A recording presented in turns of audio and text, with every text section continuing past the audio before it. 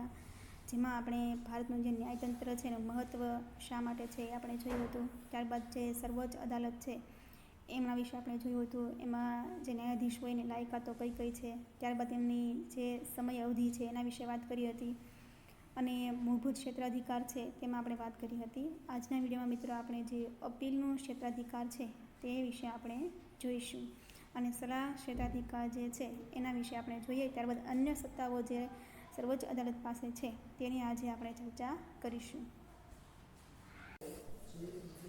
સર્વોચ્ચ અદાલતની સત્તાઓ અને કાર્યક્ષેત્ર, એમાં આપણે મૂળભૂત ક્ષેત્રાધિકાર જોયું. હવે આપણે જોઈએ અપીલનું ક્ષેત્રાધિકાર એટલે વિવાદ અધિકાર ક્ષેત્ર. એને બીજા કયા નામે ઓળખાય? વિવાદ અધિકાર ક્ષેત્ર. સર્વોચ્ચ અદાલતના વિવાદ અધિકાર ક્ષેત્રમાં 3 પ્રકારના વિવાદોમાં જ અપીલ થઈ શકે. હવે આની અંદર કે સર્વોચ્ચ અદાલતમાં વિવાદ અધિકાર જે ક્ષેત્ર છે તો એમાં કેટલા પ્રકાર? તો કે 3 પ્રકારના જ વિવાદોમાં અપીલ થઈ શકે છે. એમાં પ્રથમ છે બંધારણીય અર્થઘટન કેસો, બીજું છે દીવાની દાવાઓ અંગેના કેસો, અને ત્રીજું છે ફોજદારી દાવાના કેસો. તો આવી રીતે બંધારણીય અર્થઘટનના, દીવાની દાવાઓ અને ફોજદારી દાવાના કેસો હોય, બરાબર, એનું જ છે એ અપીલ થઈ શકે છે. હવે એમાં આપણે પ્રથમ પોઈન્ટ જોઈએ. ભારતમાંથી કોઈ પણ વડી અદાલતના કોઈ પણ દાવાઓના, ચુકાદાઓના હુકમનામા તેમજ આખરી હુકમ સામે સર્વોચ્ચ અદાલતમાં અપીલ ત્યારે જ થઈ શકે કે જ્યારે વડી અદાલતે ચુકાદામાં એ પ્રકારનું પ્રમાણપત્ર આપેલ હોય કે કેસમાં બંધારણની કોઈ કલમના અર્થઘટનનો અગત્યનો કાયદાકીય પ્રશ્ન સંકળાયેલો છે અને તે પ્રશ્નોનો ખોટી રીતે નિર્ણય અપાયેલ છે. એ કારણસર નારાજ પક્ષકાર સર્વોચ્ચ અદાલતમાં અપીલ કરી શકે છે. હવે જો મિત્રો, અહીં શું વાત કરી છે કે આખરી હુકમ સામે સર્વોચ્ચ અદાલતમાં અપીલ ત્યારે જ થઈ શકે કે વડી અદાલતમાંથી કોઈ પણ ચુકાદો હોય, બરાબર, તો એનો આખરી હુકમ સામે વડી અદાલત દ્વારા કોઈ પણ હુકમ છે એ આપવામાં આવ્યો હોય. ઉદાહરણ તરીકે વડી અદાલત છે તો ત્યાંથી કોઈ હુકમ આપવામાં આવ્યો હોય, બરાબર, અને સર્વોચ્ચ અદાલતમાં અપીલ ત્યારે જ થઈ શકે કે જ્યારે વડી અદાલતે ચુકાદામાં એ પ્રકારનું પ્રમાણપત્ર આપેલું હોય. તો વડી અદાલતે શું? તો કે એક છે એણે પ્રમાણપત્ર આપેલું હોવું જરૂરી છે. કે પ્રમાણપત્ર કેવું? કેસમાં બંધારણની આપેલ હોય.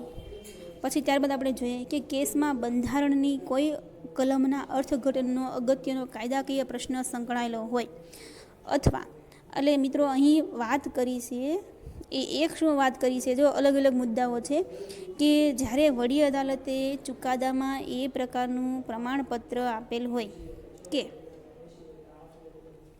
કેસમાં બંધારણની કોઈ કલમના અર્થઘટનનો અગત્યનો કાયદાકીય પ્રશ્ન સંકળાયેલો હોય.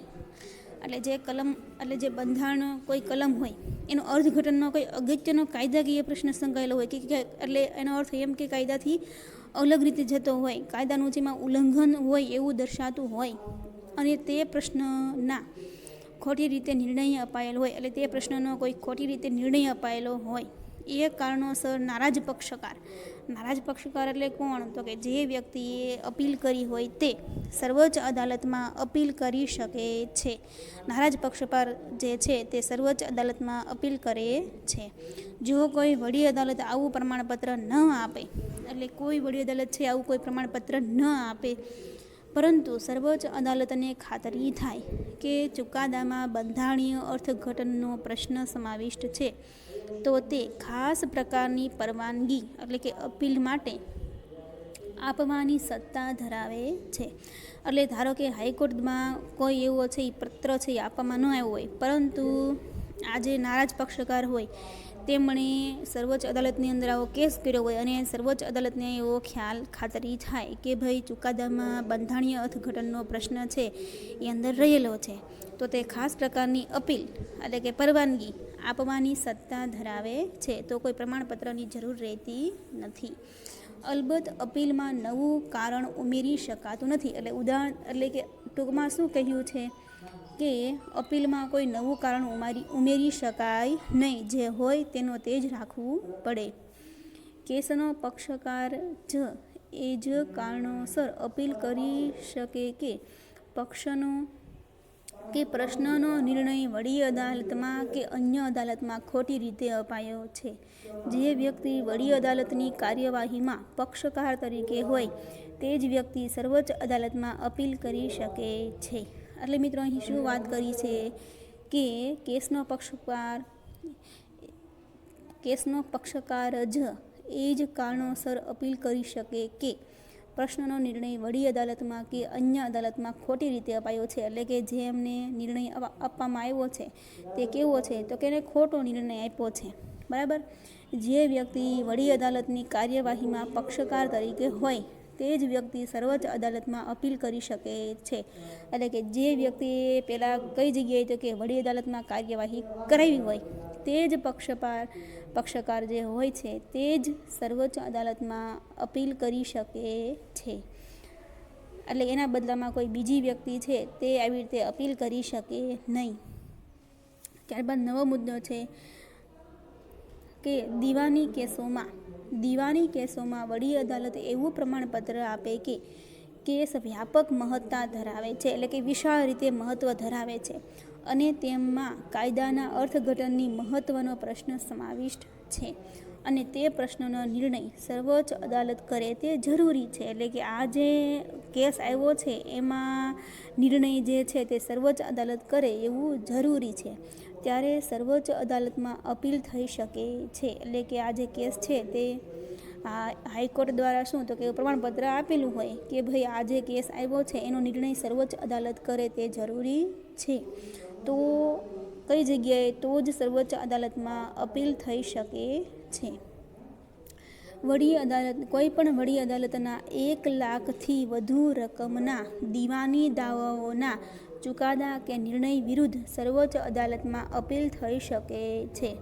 તો કે આ દીવાની દાવાઓ હોય બરાબર, જેની અંદર માલ મિલકતને એવી બધી રીતે હોય એવા કેસો હોય બરાબર, તો એમાં કેટલા રકમ હોવી જરૂરી તો 1 લાખથી વધુ રકમ હોવી જરૂરી છે અને એના ચુકાદા કે નિર્ણય વિરુદ્ધ સર્વોચ્ચ અદાલતમાં અપીલ થઈ શકે છે. તો એવો જે દાવો હોય બરાબર અને વડી અદાલતની અંદર છે એ પક્ષકારને બરાબર સંમતિ એમને યોગ્ય ન લાગ્યું હોય તો જ તે સર્વોચ્ચ અદાલતમાં છે તે અપીલ કરી શકે છે.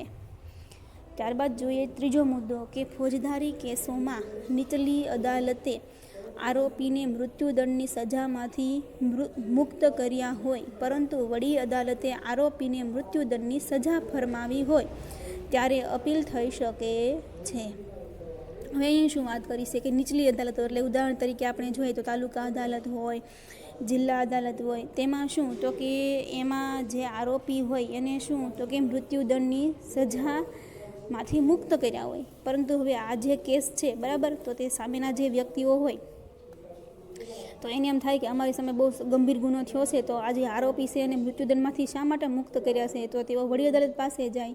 હવે વડી અદાલતમાં શું આવ્યું તો કે આરોપીને મૃત્યુદંડની સજા ફરમાવી હોય.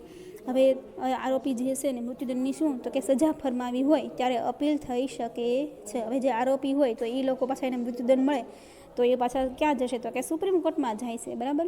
વડી અદાલતે પોતાના તાબા હેઠળની નીચલી અદાલતમાંથી કોઈ કેસ પોતાની પાસે પાછો લઈને આરોપીને મૃત્યુદંડની સજા ફરમાવી હોય એવું પ્રમાણપત્ર આપેલ હોય કે સર્વોચ્ચ અદાલતમાં અપીલ કરવા માટેનો યોગ્ય કેસ છે અને પુનઃ વિચાર માટે યોગ્ય છે ત્યારે અપીલ થઈ શકે છે. એટલે આવો કોઈ પ્રમાણપત્ર હોવું જરૂરી છે કે સર્વોચ્ચ અદાલતમાં અપીલ કરવા માટે આ જે કેસ છે તે યોગ્ય છે બરાબર, અને જે મેં નિર્ણય કર્યો છે તો એના પર પુનઃ વિચાર માટે તે યોગ્ય છે અને ત્યારે આ કેસ છે એની અપીલ થઈ શકે છે.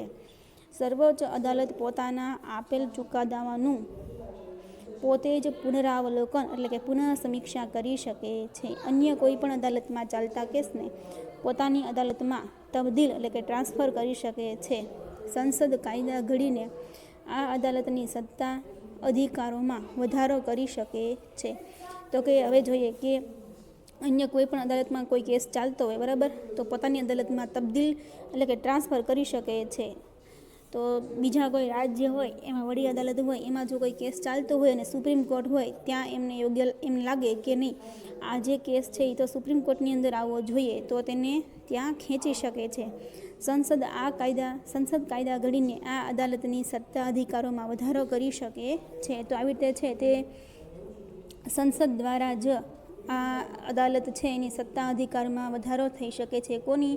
તો કે જે સુપ્રીમ કોર્ટ છે એમની સત્તા અધિકારોમાં વધારો પણ કરી શકે છે. તો કે સંસદ છે તે કાયદા ઘડીને વધારો કરી શકે છે. ત્યારબાદ મિત્રો આપણે ત્રીજો મુદ્દો જોઈએ કે સલાહ ક્ષેત્રાધિકાર અથવા સલાહકારી ક્ષેત્રાધિકાર ક્ષેત્ર. જો રાષ્ટ્રપતિને અમુક ચોક્કસ બાબતો કે પ્રશ્નો, જેમ કે અગત્યનો કાયદાકીય પ્રશ્ન અથવા જાહેર હિતને સ્પર્શતો કોઈ મુદ્દો હોય, તેમાં સર્વોચ્ચ અદાલતનો અભિપ્રાય લેવાનું યોગ્ય લાગે, તો તે પ્રશ્ન રાષ્ટ્રપતિ સર્વોચ્ચ અદાલતને વિચારણા માટે મોકલી શકે છે. જો રાષ્ટ્રપતિને અમુક ચોક્કસ બાબતો કે પ્રશ્નો, જેમ કે અગત્યનો કાયદાકીય કોઈ પ્રશ્ન હોય અથવા જાહેર હિતને સ્પર્શતો કોઈ મુદ્દો હોય, તેમાં સર્વોચ્ચ અદાલતનો અભિપ્રાય લેવાનું યોગ્ય લાગે, એટલે કે સુપ્રીમ કોર્ટ છે એમાં જે ન્યાયાધીશો હોય તો શું, તો કે એમનો અભિપ્રાય લેવાનું તેમને યોગ્ય લાગે, તો તે પ્રશ્ન રાષ્ટ્રપતિ સર્વોચ્ચ અદાલતને વિચારણા માટે મોકલી શકે છે. તો રાષ્ટ્રપતિ છે તે વિચારણા માટે મોકલતા હોય છે.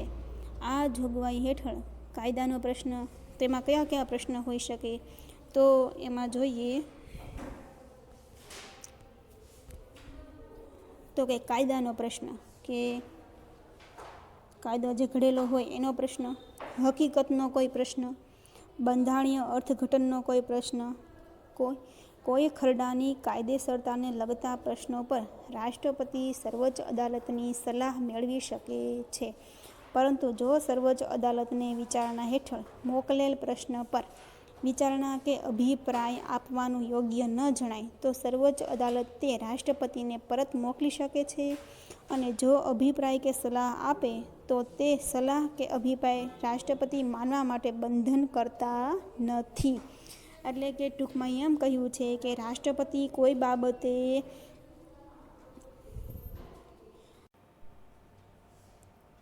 તેમને કોઈ બાબતે સલાહ લેવી હોય તો તેઓ સુપ્રીમ કોર્ટમાં છે તો ત્યાં જઈને શું, તો કે સલાહ માગી શકે છે. હવે સુપ્રીમ કોર્ટ છે તે એમને એવું લાગે, બરાબર, કે તેમની સલાહ મેળવી શકે છે. પરંતુ જો સર્વોચ્ચ અદાલતને વિચારણા હેઠળ મોકલેલ પ્રશ્ન છે એને વિચારણા કે અભિપ્રાય આપવાનું યોગ્ય ન લાગે, એટલે કે જે વિચારણા માટે એને કંઈ જે આપ્યો હોય, બરાબર, કે જે પ્રશ્ન આપ્યો હોય તો એમને યોગ્ય ન લાગે, તો શું, તો સર્વોચ્ચ અદાલત છે તે રાષ્ટ્રપતિને પરત મોકલી શકે છે. હવે ધારો કે એમને લાગ્યું હોય કે નહીં, આ સલાહ દેવા માટે યોગ્ય છે, તો તેમણે કોઈ સલાહ આપી હોય તો શું, તો કે રાષ્ટ્રપતિ જે છે તે સલાહ માનવા માટે બંધન કરતા નથી, એવું અહીં ટૂંકમાં જણાવ્યું છે.